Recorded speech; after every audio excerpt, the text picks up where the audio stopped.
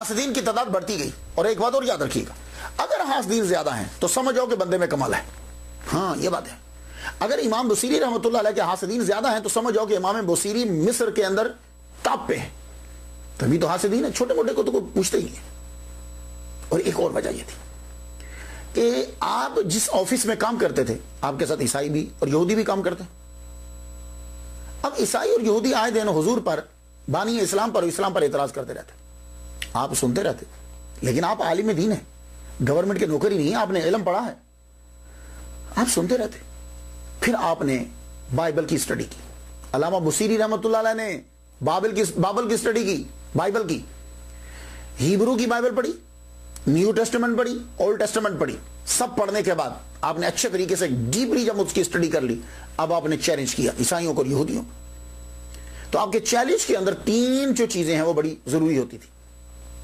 آپ فرماتے تھے کہ گاسپل کے اندر کہیں بھی اشارہ نہیں ہے کہ عیسیٰ نے خدا ہونے کا دعویٰ کیا.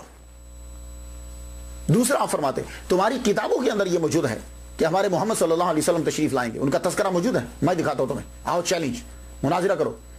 پھر آپ فرماتے سنو, تم لوگوں نے جو اپنے انبیاء کی, ہم بھی مانتے ہیں انہیں, ان کی جو سٹوریز بنائی ہیں اور جو ان کے گناہ گنوائے ہیں, یہ تم نے بہت بڑا گناہ کیا ہے. ان کا تذکرہ اور یہ گناہ, یہ سب جھوٹے ہیں.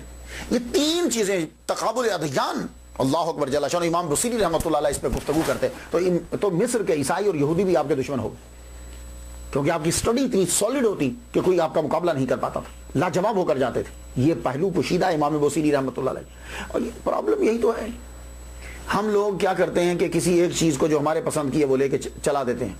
یہی ظلم ہوا. جیسے وہ کسی نے کالم لکھا نا, اللہ حضرت عظیم البرکت شاہ مرزا خمریلوی رحمۃ اللہ علیہ, ایک مظلوم ہستی شخصیت. وہ مظلوم کیوں؟